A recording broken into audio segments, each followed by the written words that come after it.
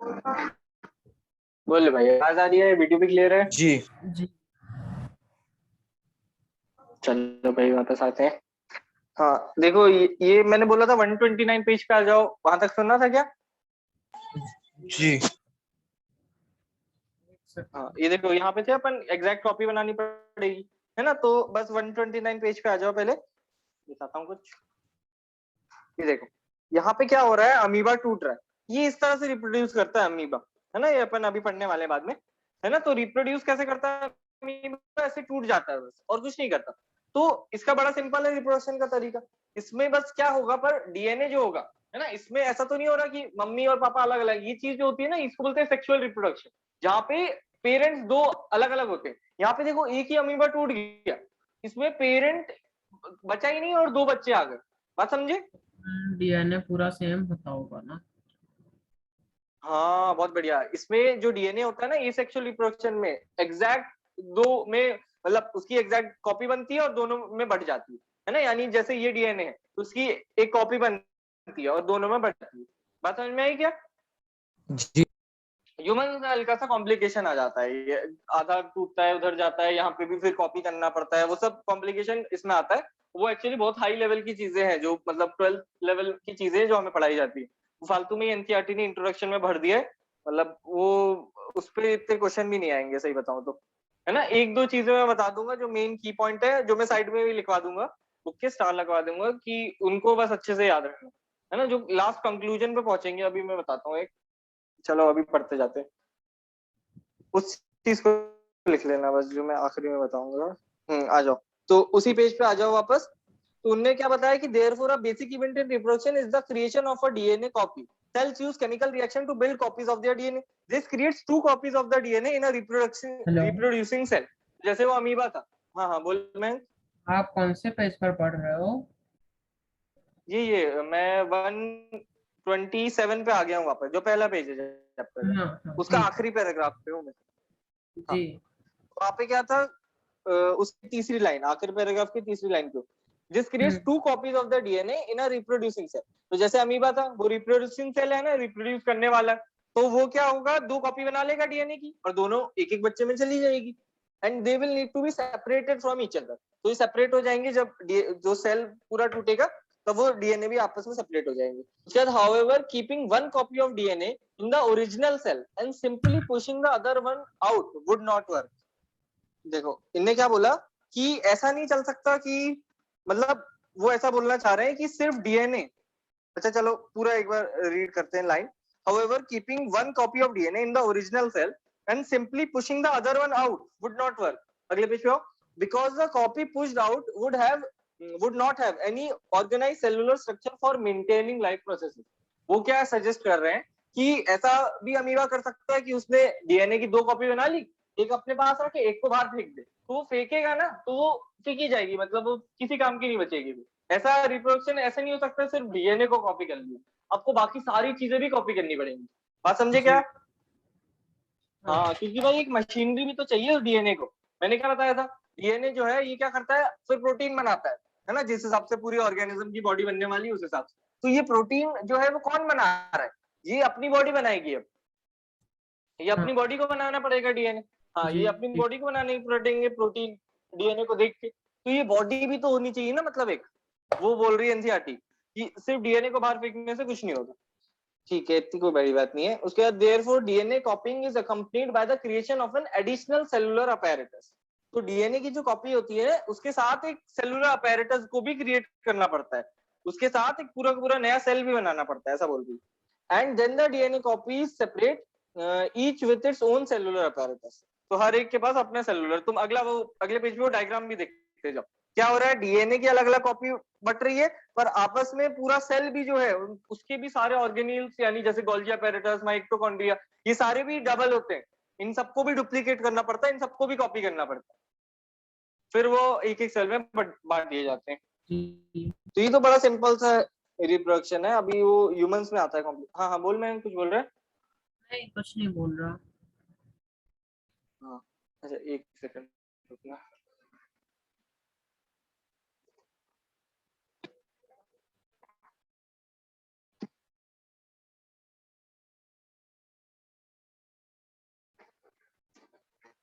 बोलो आवाज आ रही है क्या मेरी?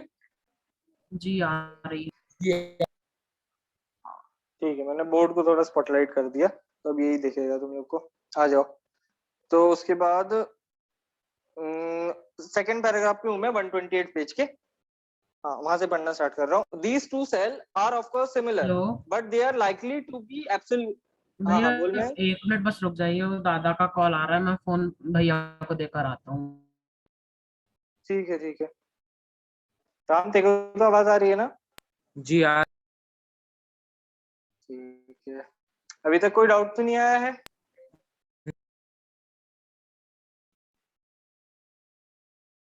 स्कूल का ऐसा कुछ पता चल रहा है क्या, कब फाइनल एग्जाम कब लेगी स्कूल? फाइनल एग्जाम जैसे वो बोर्ड्स के होंगे तो मार्च अप्रैल में होंगे वो सब्जेक्टिव, और जो एमसीक्यू है वो आ गया। नवंबर दिसंबर। समझ गया। हाँ मैं चल चालू कर दे। जी चलो आओ भाई। सेकंड पैराग्राफ पे था मैं 128 पेज के। तो ये क्या है, these two cell are of course similar but are they likely to be absolutely identical. यानी ये अपन को ये तो समझ में आ रहा है कि भाई अमीबा के बच्चे अमीबा ही होंगे, है ना, तो यानी सेम तो है, थोड़े बहुत सेम तो है, पर एकदम एग्जैक्टली सेम है कि नहीं ये पता करना चाहती हूँ। जैसे इंसानों की बात करूं मैं, तुम लोग सोच के बताओ, जो पेरेंट्स है और तुम, कोई भी डिफरेंस नहीं है क्या दोनों के बीच में? नहीं है डिफरेंस। है ना? ये तो ये जो है सेक्सुअल रिप्रोडक्शन के कारण है। ह्यूमंस में कौन सा रिप्रोडक्शन है? Sexual reproduction.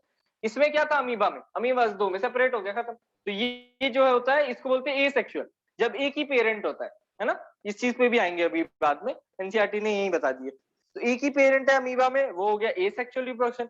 सेक्सुअल रिप्रोडक्शन जो है, इसमें क्या आते हैं, ये इंपॉर्टेंट पॉइंट है, ये मैं बोल रहा था इस चीज को लिखना पड़ेगा। अभी और देखेंगे, है ना, बाद में लिखना है इस चीज को कि सेक्सुअल रिप्रोडक्शन में क्या आते हैं, वेरिएशन आते हैं, क्योंकि यहाँ पे बहुत सारी केमिकल रिएक्शन होती है, इसके कारण बीच में वेरिएशन आना पक्का ही होता है। एसेक्सुअल रिप्रोडक्शन में कोई वेरिएशन नहीं आता, उसमें दो डीएनए बस मतलब टूटते भी नहीं है, डीएनए की कॉपी बनाई जाती है, उसको सेपरेट कर दिया जाता है। एक बार ही केमिकल रिएक्शन करनी पड़ी, यहाँ पे 100 बार करनी पड़ती है ना, पर इसमें एक बार करनी पड़ी, वो किया, कॉपी किया और दो अलग अलग अमीबा बन गए, खत्म हुई बात। बोलो बात समझ में आएगा? जी चलो बढ़िया। तो यहाँ पे क्या बोला, these two cells are of course similar but they are they likely to be absolutely identical. एकदम सेम है कि नहीं? The answer to this question will depend on how accurately the कॉपिंग reaction involve. Copying की reaction क्या है, एक बार हो रही है अमीबा में तो उसकी चांस ज्यादा है ना, उसमें वेरिएशन जो है वो बहुत कम आएंगे। सेक्सुअल रिप्रोडक्शन में क्या बहुत बार होती है ये रिएक्शन, तो उसके कारण वेरिएशन बहुत बढ़ जाता है ना। तो सेक्सुअल रिप्रोडक्शन में एक तरह से पक्का होता है कि भाई कोई ना कोई वेरिएशन तो आएगा, और ये सेक्सुअल में लगभग पक्का होता है, हाँ ऑलमोस्ट पक्का होता है कि कोई मतलब कोई वेरिएशन नहीं आएगा। ठीक है, मैं आगे पढ़ता हूँ। The answer to this question will depend on how accurately the कॉपिंग reaction involve occur. क्या ये फिर, no biochemical reaction is absolutely reliable. यानी कोई भी ऐसी बायोकेमिकल, कोई भी ऐसी केमिकल रिएक्शन ही ऐसी नहीं होती जिसपे पूरी तरह से अपन रिलाय कर सकते हैं कि पूरी तरह हो जाएगा, मतलब पूरी तरह रिएक्शन आगे चली जाएगी या पूरी तरह रिएक्शन कंप्लीट हो जाएगी, ऐसी कोई रिएक्शन नहीं होती है। Therefore, it is only to be expected that the process of copying the DNA will have some variation each time. कुछ वेरिएशन तो आना पक्का ही है। As a result, the DNA copies generated will be similar, but may not be identical to the original. तो एकदम identical हो इसकी guarantee कम है। Some of these variation might be so drastic that the new DNA copy cannot work with the cellular apparatus it inherits. तो वो क्या बोल रहे हैं कि कुछ चेंजेस हो सकता है इतने ज्यादा डरावने हो, है ना, अपन ने डीएनए को कॉपी किया पर ऐसा वेरिएशन आ गया जिसके कारण जो है, मान लो जो बच्चा प्रोड्यूस हुआ, है ना, इंसान की बात करते हैं जैसे, तो ऐसा वेरिएशन आ गया, मान लो जो बच्चा प्रोड्यूस हुआ उसकी नाक के छेद ही बंद है पूरी तरह, तो वो सांस ही नहीं ले पाएगा। बात समझे ना, तो उसको जीना ही मुश्किल हो गया। बोलो बात समझे? जी हाँ, ऐसा बहुत रेयर होता है, और ऐसा सुना भी होगा कि बच्चे की पैदा होते ही डेथ हो जाती है, स्टिल बर्थ बोलते हैं, ऐसा सुना है क्या? हाँ जी हाँ, तो ऐसा क्यों होता है? क्योंकि भाई ऐसे कुछ वेरिएशन आ जाते हैं, ऐसी कुछ चीजें आ जाती हैं जो कि एकदम ही वो कर देती है। जैसे कुछ ऐसे भी बच्चे सुने होंगे जिनके दिल में छेद होता है, ऐसा सुना है क्या? हम्म जी हाँ, तो ये भी इस तरह के कुछ रहेंगे जो इसमें बहुत मुश्किल हो जाता है इन लोग का बचना या सर्वाइवल। तो ये बच जाते हैं अगर जैसे दिन में छेद है तो वो खेल नहीं पाते ज्यादा, है ना। वो खेल खेल रहे होगे अलग ही बैठा रहेगा वो कि उसके दिल में छेद है ऐसा करके कुछ बोलेगा। तो वो इसलिए बोल रहा है क्योंकि वो उसका जो हार्ट रेट है उसको बहुत कम रखना पड़ेगा। हार्ट रेट ज्यादा बढ़ा ना तो उसकी डेथ भी हो सकती है। वो सर्वाइव कर गया। बहुत सारे तो ऐसे रहते हैं जिनके दिल में ऐसा बड़ा सा छेद वैसा रहेगा कि वो सर्वाइव ही नहीं कर पाते। तो इस तरह से जो है वेरिएशन कभी-कभी बहुत ड्रास्टिक भी आ सकते हैं, ऐसा बता रही है एनसीईआरटी। और क्या है भाई, as a result the copying of the DNA will have some variation each time. नहीं यहाँ पे तो हो गया था। उसके बाद can not work with the cellular apparatus it inherits, है ना। तो जैसे सेल की बात कर रहे हैं अमीबा की, तो अमीबा भी हो सकता है इस तरह की बीच में वेरिएशन है। वैसे मैंने बता दिया एसेक्सुअल रिप्रोडक्शन में बहुत ही कम चांस है वेरिएशन आने का, पर कभी अगर एकदम ड्रास्टिक वेरिएशन आया तो ऐसा भी हो सकता है सेल काम ही नहीं कर पा रहा है खुद से। Such a newborn cell will simply die, सीधे उसकी डेथ हो जाएगी, कुछ भी नहीं कर पाएगा वो। On the other hand, there could still be many other variation in the DNA copies that would not lead to such a drastic outcome. तो ऐसे भी बहुत सारे वेरिएशन होंगे जिससे इतने ड्रास्टिक आउटकम नहीं हो सकता है फायदा ही हो जाए, है ना। ऐसा भी हो सकता है जिससे और बेटर हो जाए। जैसे मान लो बहुत सारे घोड़े हैं, है ना। बहुत सारे घोड़े हैं और वो क्या करते हैं, पत्तियां खाते हैं लगभग इस हाइट पे। पर बहुत सारे जैसे जो घोड़े हैं उनकी पॉपुलेशन बहुत बढ़ गई है, तो मान लो इस साइड पे जो पत्तियां हैं वो खत्म सी होने लगी हैं। थोड़ी बात समझ पा रहे हो क्या बोल रहा हूँ मैं? जी समझ। जी हाँ, एग्जाम्पल की तरह है ना, समझने की कोशिश करना। बहुत सारे घोड़े हैं, पॉपुलेशन बहुत सारी है उनकी, और पेड़ लगे हर जगह, और वो क्या कर रहे हैं, वो क्या खा रहे हैं, उसकी पत्तियां खा रहे हैं पेड़ की। और पेड़ की पत्तियां लगभग इस हाइट तक वो खा पाते, है ना। और चलो घास भी चल रहे हैं, वो जो भी है। तो वो सब जो काम कर रहे हैं, है ना, जैसे तो अब ये जितने भी काम कर रहे हैं इसके कारण वो पत्तियों की जो वो है एक तरह से क्वांटिटी है वो कम होती जा रही है। उस हाइट पे पत्तियां बहुत कम हो गई हैं अब। तो अब जो बच्चे हो रहे हैं उनके, जैसे घोड़ों के भी जो बच्चे हो रहे हैं, उनके लिए बड़ा मुश्किल हो रहा है पत्तियां ढूंढना। मान लो कि ऐसा वेरिएशन आया जिसके कारण एक ऐसा घोड़ा निकला, एक ऐसा वेरिएशन आया जिसके कारण एक घोड़े की ना जो गर्दन है वो बहुत लंबी निकली। अब ये जो है और ऊपर की भी पत्तियां खा पाएगा। इसको बोलते हैं जिराफ। बोलो, बात समझ में आई क्या? जी जी आ गए। हाँ, तो ये वेरिएशन काम के भी निकल जाते हैं कभी कभी। जिराफ ऐसे ही तो बना होगा, सोच के देखो ना। इस तरह के वेरिएशन जो होते हैं वो काम आ जाते हैं। तो उसके बाद धीरे धीरे इवोल्यूशन चलता रहा तो जिराफ करके एक अलग स्पीशीज बन गई। चलो ठीक है, ये सब देखेंगे अगले चैप्टर में, ये बड़ी इंटरेस्टिंग चीजें हैं, ये सब देखेंगे अपन। उसके बाद thus the surviving cell are similar to but subtly different from each other, है ना। काफी सिमिलर है, वो है तो एक ही स्पीशीज का, इंसान इंसान है, पर उनका जो बहुत माइन्यूट डिफरेंसेस सब में ही रहेंगे, कुछ भी नहीं कर सकते। This inbuilt tendency for variation during reproduction is the basis of evolution. इस लाइन को अंडरलाइन कर लो और 3 स्टार लगाओ इसके बीच। पकड़ पाए लाइन? सेकंड वाली, सेकंड लास्ट लाइन है इस वाले पैराग्राफ की, देखो यहाँ से, दिस इनबिल्ट टेंडेंसी, यहाँ से अंडरलाइन कर लो एंड तक। हाँ, तो सेक्सुअल रिप्रोडक्शन में वेरिएशन आना पक्का है, ये चीज गार्ड बांध लो अच्छे से, कि सेक्सुअल रिप्रोडक्शन होगा उससे आएगा वेरिएशन।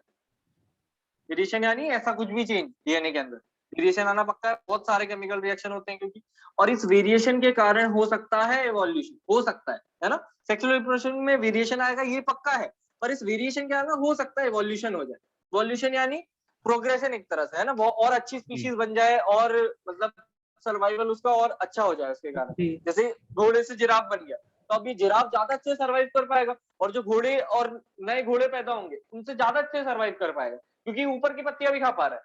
बात समझ पा रहे हो? हाँ अब ई सेक्सुअल जो होगा उसमें वेरिएशन की गुंजाइश एकदम नेग्लिजिबल है, वेरिएशन आते ही नहीं है, तो इसलिए इवोल्यूशन भी नहीं हो पाता है। वो अंडरलाइन कर ली थी वो लाइन? जी कर हाँ कर लिया। हाँ, तो ऐसा लिख लो, मैं जैसा चलो बोल रहा हूँ वैसा लिख लो लेफ्ट साइड में पेज के, जहां ब्लैंक स्पेस है। सेक्सुअल रिप्रोडक्शन एरो लगाओ, वेरिएशन प्रेजेंट एरो लगाओ, इवोल्यूशन में अकर। सेक्सुअल रिप्रोडक्शन एरो लगा के, वेरिएशन प्रेजेंट एरो लगा के, इवोल्यूशन में अकर। एक सेकंड।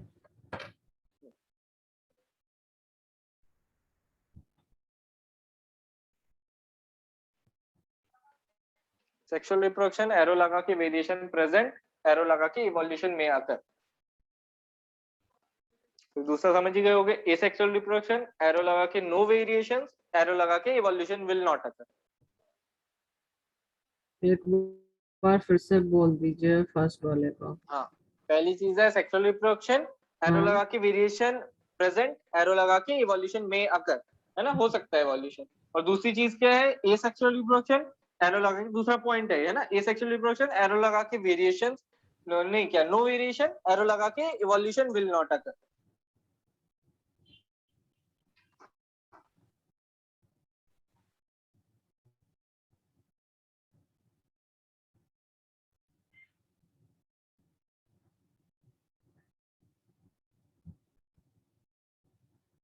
बोलो भाई, लास्ट बात समझ वाली में आई लाइन क्या? एक बार फिर रिपीट कर दीजिए। हाँ, देखो सेक्सुअल रिप्रोडक्शन क्या था, sexual reproduction variation present, evolution में अकर, उसका जस्ट उल्टा है पूरा। Asexual reproduction no variation, evolution will not अकर।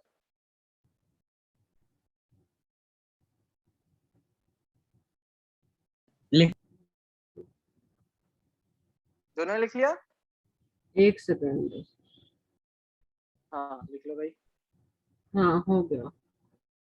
हाँ, अगला टॉपिक है इंपॉर्टेंस ऑफ वेरिएशन। यहीं तक करेंगे आज, इंट्रोडक्शन सा हो गया चैप्टर का, कल से मेन चैप्टर शुरू होने वाला है। ये इंट्रोडक्शन था आज पूरा। वो देखो इंपॉर्टेंस 128 ऑफ पेज की वेरिएशन, लगाना है ना, जो हाँ हाँ अभी वही लिखा लिखना है। है। हाँ, वो जो अंडरलाइन की थी लाइन उसके साइड में लिख लेंगे। चलो ठीक है। Importance of variation, population of organism fill well defined places or niches in the ecosystem। niches मतलब समझते हो? जी जी। जैसे, हाँ जैसे ऐसे समझो कि तुम, है ना, तुम जो हो उसका तुम्हारा जो एड्रेस है वो होता है हैबिटेट, और तुम्हारा जो काम है, जो ऑक्यूपेशन है ना, मान लो जैसे कोई इंसान है ना, वो कोई डॉक्टर है, वो जहाँ पे रहता है वो मैं बोलूंगा उसका हैबिटेट है ना, और जो काम करता है डॉक्टर जो है उसके लिए मैं बोलूंगा वो उसका नीच है ना, उसके इकोसिस्टम में उसने जगह ढूंढ ली अपने लिए, उसको बोलते हैं नीच। थोड़ा अगर अभी समझ में नहीं आए कॉन्सेप्ट तो और धीरे धीरे, मतलब इसकी वैसे सही बताऊं जरूरत नहीं है, नीच है ये पता नहीं क्यों बता रही है एनसीईआरटी। देखो लास्ट लास्ट के जो चैप्टर्स है ना, ये अर्थ एनवायरनमेंट है ना, ये सब जो चैप्टर्स है यहाँ पे आएंगी ये सारी चीजें। अर्थ एनवायरनमेंट में आएगा ये, हाँ आखिरी का एक चैप्टर है, 15 चैप्टर है जो, है ना, देखने की जरूरत नहीं है अभी, बाद में कर लेंगे अपन, तो उसमें आएगी ये चीज। उसके बाद population of organism fill well defined places और niches in the ecosystem using their ability to reproduce. यानी वो अपना अपना काम ढूंढ लेते हैं इकोसिस्टम में, बेसिकली इतना बोल रही है एनसीईआरटी। ये रिप्रोडक्शन के कारण जो वेरिएशन कुछ कुछ आते हैं, जैसे तो अपना अपना काम ढूंढ लेती है जो ऑर्गेनिज्म होते हैं। शेर है, उसका क्या काम हो गया कि मतलब जो भी हर्बीवोर्स है, जैसे हिरण हो गया, उसका शिकार करना, ये उसका काम हो गया, है ना, नीचे उसका। हिरण का क्या काम है, घास चरना काम है उसका। इस तरह से मतलब रिप्रोडक्शन से क्या होता है, धीरे धीरे जो वेरिएशन आए, कुछ कुछ हुआ, उसके कारण सबने अपने अपने काम ढूंढ लिए। उसके बाद the consistency of DNA copying during reproduction is important for the maintenance of body design feature and that allow the organism to use that particular niche. हाँ, तो अब अपन कोई नीच यूज करना चाह रहे हैं, यानी अपन कोई काम जो है वो करना चाह रहे हैं, जैसे हिरण है वो घास चरना चाह रहा है, इसके लिए उसके बॉडी भी वैसी होनी चाहिए। बात समझ पाए क्या? अपनी मतलब जो डीएनए है, हाँ वो सिर्फ इतना ही डिसाइड नहीं कर रहा है कि मतलब कैसा दिख रहा है ऑर्गेनिज्म, किस तरह से पूरा उसका शेप और स्ट्रक्चर, वो जो काम कर रहा है उसको भी तो सपोर्ट करना चाहिए। जैसे मैंने अभी वो घोड़े से जो जिराफ बना था उसका एग्जांपल जो था, उसकी बॉडी हाँ। सपोर्ट कर रही थी कि भाई तू ऊपर की पत्तियां भी खा, है ना। इसके लिए तो वो आगे बढ़ पाया, इसलिए तो मैंने बोला इवोल्यूशन हो गया है। अगर जी। उसने जो किया होता वो सपोर्ट में ही नहीं होता उसके, जो कि मतलब वो होता कि जैसे जो उसकी हाइट जैसे गला था जैसे वो और छोटा हो जाता, तो ये तो सपोर्ट में ही नहीं है इसके इवोल्यूशन के, तो यहाँ पे कुछ होगा ही नहीं, है ना, यहाँ पे वेरिएशन किसी काम का नहीं। पर उसकी बॉडी जो है, अगर उसका मतलब बॉडी डिजाइन कहाँ से आती है, डीएनए से ही आती है, तो यानी डीएनए का जो स्ट्रक्चर होगा वो इस पे ही नहीं डिपेंड करता कि ऑर्गेनिज्म की स्पीशीज का क्या है, किससे इवॉल्व हुआ है, वो क्या काम कर रहा है उस पे भी डिपेंड करता है। थोड़ी बात समझ पाए क्या? जी। जी। हाँ, जो शेर है उसका डीएनए उस तरह से ही बना होगा कि भाई हड्डियां मजबूत रखनी है अपन को, है ना, उस तरह से दांत नुकीले वैसे चाहिए पड़ेंगे उस तरह से, तो वो सब डीएनए में वैसा ही लिखा होगा। एक हिरण के जो डीएनए है उसके अंदर उस तरह की चीजें लिखी होंगी जो उसको घास चराने में हेल्प करती ऐसा बोल रही है एनसीईआरटी। जी। उसके आगे reproduction is therefore linked to the stability of population of species. तो इसलिए जो पॉपुलेशन स्टेबल रह पाती है, जैसे इंसान भी आज तक क्यों जिंदा रह पाया, क्योंकि अपना डीएनए सपोर्ट कर रहा था ये चीज। अपना डीएनए जो है, जैसे इंसान की सबसे इंपॉर्टेंट चीज अगर तुम देखोगे इवोल्यूशन के हिसाब से, वो ये थी कि वो चीजों को पकड़ लेता था, ग्रास्प कर लेता था, है ना। जैसे ये पेन है, ये मैं पकड़ सकता हूँ, ऐसा कोई और नहीं कर पाता। सोच के देखो, कोई और एनिमल जो है ऐसा काम नहीं कर पाता। बंदर और फिर बंदर से इंसान, अपन ही कर पाते हैं ये काम। बात समझ पाए क्या? जी। हाँ, तो ये एबिलिटी बहुत ज्यादा काम की थी इस वेरिएशन, इस एबिलिटी के कारण, है ना। जैसे मैंने बोला था वो गधे से जो मतलब घोड़े थे, उनसे जो जिराफ बन गया था, बहुत काम का था उसके लिए। पर अपने लिए जो इंसानों की जब मैं बात करूं, तो वो ऐसा कोई पहला बंदर जो होगा, है ना, जो कि चीजें पकड़ सकता था, वो बहुत इंपॉर्टेंट हो गया था। क्योंकि वो पकड़ के फिर पेड़ पे भी चढ़ जाता था, है ना। वो पकड़ के किसी को मार भी सकता था, जो पत्थर फेंक के मारते हैं जैसे, वो ये भी कर सकता था। वो अपने आप को बचाने के लिए भी कर सकता था। बात समझ पा रहे हो? तो कितना हेल्पफुल हो गया था ये। तो वो मतलब ऐसा कोई चांस ही नहीं था कि भाई इंसान ग्रो ना करे, उसको करना ही करना था, क्योंकि इतने सारे यूजेस थे इस चीज। चलो ठीक है। उसके बाद इंपॉर्टेंस ऑफ वेरिएशन पे थे ना। पहला पैराग्राफ हो गया इंपॉर्टेंस ऑफ वेरिएशन का। आखिरी पैराग्राफ है इस पेज का 128 वाला, वो मैं पढ़ रहा हूँ। However, niches can change because of reasons beyond the control of organisms. अब ये भी हो सकता है वो जो काम कर रहा है वो बदल जाए थोड़ा बहुत। चलो एग्जांपल एनसीईआरटी से ही पढ़ते हैं जो भी बोल रही है। Temperature on earth can go up और down, water levels can vary, और there could be meteoroid hits, to think of a few example. ऐसा बहुत सारी चीजें हो सकती है जिससे कारण नीच बदल जाए ऑर्गेनिज्म का, है ना। ऐसा बहुत कुछ हो सकता है। ऐसा समझ लो कि जॉब बदलनी पड़ जाए, है ना, क्योंकि कोई काम कर रहा है, जैसे कोई ऑर्गेनिज्म कुछ भी हो गया, वो कंपनी बंद हो गई, ऐसा कुछ हो गया, उसके कारण जॉब बदलनी पड़ जाएगी। तो ऐसे बहुत सारी चीजें हो सकती है जिसके कारण नीच बदलना पड़ जाए ऑर्गेनिज्म। जो काम कर रहा था इकोसिस्टम के लिए, जैसे अब एकदम एग्जांपल तो ऐसे याद नहीं आ रहा है मेरे को, जैसे पर हिरण है, जैसे घास चढ़ रहा था, तो वो इस एरिया में घास चढ़ रहा था, पर उसको मैं किसी और ग्रासलैंड या कहीं पे भेज दूं, तो अब वो पेड़ की पत्तियां खानी पड़ेंगी उसको, क्योंकि वहां पे घास बहुत कम रहेगी। बात समझ पाए क्या थोड़ी?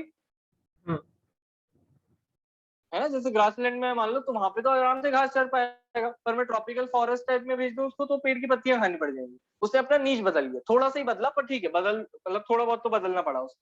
उसके आगे क्या है? if a population of reproducing organisms were suited to a particular niche, and if the niche were drastically altered, the population could be wiped out. अब इससे क्या हो सकता है कि अगर नीच बदला गया, मान लो ऐसे बहुत सारे हिरण होंगे जो एडजस्ट ही नहीं कर पा रहे हैं, जो वो है घास से पत्तियों पे एडजस्ट ही नहीं कर पा रहे, उसके कारण ऐसा भी हो सकता है पूरी पूरी पॉपुलेशन को चेंज होना पड़ेगा अगर नीच को बदलना है। अगर मान लो, ये तो एक एग्जांपल था कि भाई मैं हिरण जो है बहुत सारे वो घास चर रहे थे, मैंने उनको ले जाके इस बार फॉरेस्ट में नहीं रखा, इस बार मान लो सिटी शहर के अंदर रख दिया जहाँ पे घास है ही नहीं, मान लो, है ना, पेड़ भी नहीं घास भी नहीं। अब वो करेगा क्या?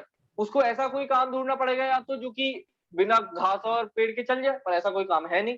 तो इसलिए अब वो पूरी की पूरी पॉपुलेशन जो है हिरणों की, वो खत्म होती जाएगी। बात समझ पाए क्या? अभी धीरे धीरे समझ में आएगा एनसीईआरटी अभी ये सब क्यों बता रही है। वो बता रही है वेरिएशन की इंपॉर्टेंस क्या है। देखो, however, अब देखो यहां से कहानी शुरू हुई। however, if some variation were to be present in few individual in this population, there would be some chance of them to survive. समझ पाए? अब ऐसा कुछ वेरिएशन होता अगर, चलो वो घोड़े वाले एग्जांपल पे आ जाते हैं ना, वो जो घोड़ा था उससे एक जिराफ आ गया था, है ना। मान लो धीरे धीरे करके उस लेवल की जितनी पत्तियां थी वो सारी खत्म हो गई, सारी, है ना, कोई भी नहीं बची, कोई घास भी नहीं बची चरने के लिए। अब जो अगला ऑर्गेनिज्म, कुछ मान लो पर कुछ ऐसे ऑर्गेनिज्म थे उसमें जिनकी गर्दन हल्की सी लंबी थी दूसरों से, तो अब ये चीज सर्वाइव करने लगेगी। ये वाले जो ऑर्गेनिज्म है ना, ये बचने लगेंगे, बाकी सारे मरने लगेंगे। इसके बाद भी जो अगली जनरेशन आई उसमें भी जो लंबी गर्दन वाले होंगे वो सर्वाइव करने लगे। ऐसे धीरे धीरे इतनी लंबी गर्दन चाहिए पड़ेगी कि एकदम टॉप तक की पत्तियां वो खा पाए। इस तरह से जिराफ बनते हैं। बोलो, बात समझ में आई? बने थे मतलब, अभी तो नहीं बनते, समझ गया। है ना। वही वाला एग्जांपल अपना काम का है, जो है ना वेरिएशन वाला जो था, कि वेरिएशन जो है इंपॉर्टेंट क्यों है वो, क्योंकि इस तरह से वो इंपॉर्टेंट हो सकते हैं, और ऐसे भी हो सकते हैं जो किसी भी काम के नहीं है। चलो ठीक है, कहाँ थे फिर अपन? 10 if there were a population of bacteria, इनने बैक्टीरिया का एग्जांपल दिया, living in temperate water. Temperate water यानी गुनगुना टाइप समझ लो, गुनगुना पानी है। उसके बाद and the water temperature were to be increase by global warming, तो अब क्या हो रहा है, पानी का टेम्परेचर बढ़ते जा रहा है, most of these bacteria would die. तो अब ये टेम्परेचर इनके हिसाब से है नहीं, तो ये मर जाएंगे। पर कुछ जो होंगे, but few variants resistant to heat, जो कि हीट से थोड़ा रेजिस्ट करेंगे, थोड़ा जिंदा रखने की कोशिश करेंगे खुद को, would survive and grow further. Variation is thus useful for the survival of species over time. ये एक्चुअली इन्हें पूरा इवोल्यूशन पता नहीं क्यों यहाँ पे लाके लिख दिया एनसीईआरटी ने, सारी चीजें जो है इवोल्यूशन में वापस आने वाली, हेरिडिटी इवोल्यूशन जो टॉपिक होगा अगला अपना। ठीक है भाई, चलो पढ़ लिया अपन ने, वहां पे फिर इजी हो जाएगा अपना, अच्छी बात है। चलो क्वेश्चन कर लेते हैं। तो what is the importance of DNA कॉपिंग in reproduction? DNA कॉपिंग क्यों जरूरी है? क्योंकि भाई जो प्रोजेनी है उसको डिस्ट्रीब्यूट करना है, जो डीएनए वो उसको मतलब जो प्रोजेनी है उसको, जैसे एसेक्सुअल रिप्रोडक्शन का एग्जांपल ले, उसको जो डीएनए प्रोड्यूस करना है एक पेरेंट में बचना चाहिए, एक प्रोजेनी में जाना चाहिए, इसलिए कॉपी करने की जरूरत पड़ेगी अपन को। बोलो समझ में आया ना? जी। जी। हाँ। उसके आगे, why is variation beneficial to the species but not necessarily for the individual? Variation species के लिए काम का है, इंडिविजुअल के लिए नहीं है इतना। क्यों? क्योंकि भाई इंडिविजुअल जो है उसको तो 4 लाइफ प्रोसेसेस से मतलब है, अगर वेरिएशन आया उसमें तो ये पूरी स्पीशीज के लिए काम का है। अब ये पूरी स्पीशीज इवॉल्व होगी। जैसे बंदर थे, उसमें से एक बंदर जो है उसको आग जलाना आ गया मान लो, है ना, चलो बंदर नहीं एप्स पे आ जाते हैं, चलो इंसान पे ही आ जाते हैं ना, अर्ली ह्यूमंस, आदिवासी जो थे, उनमें से एक आदिवासी था जिसको आग जलाना आ गया। तो अब इससे सबका फायदा होगा ना, सारे जो है मान लो शेर से बच पाएंगे आग से, जैसे दूसरे जानवरों को डर लगता है, तो जैसे वो होती है ना गुफा, उसके बाहर वो आग जला के रख देंगे, अब हाँ। उससे बाकी सारे भी बच जाएंगे। थोड़ी बात समझ में आ रही है क्या? जी। जी आ हाँ, तो रहा है। इसलिए एक के वेरिएशन बाकियों के काम आते हैं बहुत। मैं सही बताऊं, ये जो 2 पेज अपन ने पढ़े, इससे मुश्किल से कभी एक क्वेश्चन आएगा, वो भी मैंने लिखवा दिया क्या क्वेश्चन आ सकता है, कि सेक्सुअल रिप्रोडक्शन में वेरिएशन होता है, उसके कारण इवोल्यूशन हो सकता है, ये सेक्सुअल में वेरिएशन नहीं होता, इसलिए इवोल्यूशन का चांस नहीं है। चलो भाई, कोई डाउट तो नहीं बचा है ना? नहीं। भी तो नहीं है। चलो ठीक। हाँ, तो ये इंट्रोडक्शन था चैप्टर का। वो भी मैं सही बताऊं तो इतना इंट्रोडक्शन है नहीं ये चैप्टर में, जो इनने बताया अभी, ये एक्चुअली अगले चैप्टर का इनने इंट्रोडक्शन दे दिया यहीं पे, पता नहीं क्यों। ये अगला जो अपन स्टार्ट करेंगे, कल से जो पढ़ना स्टार्ट करेंगे, वो असली चैप्टर शुरू होने वाला है कल से। ठीक है। ठीक है, तो कल से जो अपन स्टार्ट करेंगे वो पूरा एसेक्सुअल रिप्रोडक्शन पढ़ेंगे पहले, एसेक्सुअल यानी एक पेरेंट, और सेक्सुअल रिप्रोडक्शन पढ़ेंगे उसके बाद। 133 पेज नंबर से सेक्सुअल रिप्रोडक्शन शुरू होगा, वहां से चीजें और थोड़ी डिफिकल्ट हो सकता है लगने लगे, अपन ट्राई करेंगे इजी हो जाए, है ना, चीजें बढ़ जाएंगी, मतलब हाँ। सिंपल ऐसा बोलूं तो थोड़ी याद करने वाली चीजें बढ़ जाएंगी। और ह्यूमन रिप्रोडक्शन पे सबसे ज्यादा जो है अपन को टाइम देना पड़ेगा, क्योंकि उस पे चीजें याद होनी बड़ी मुश्किल हो जाती है, तो वहां पे अपन अच्छा टाइम देंगे फिर। चलो ठीक है, कोई डाउट नहीं है तो लीव कर सकते हो। थैंक यू भैया। हाँ, वेलकम वेलकम।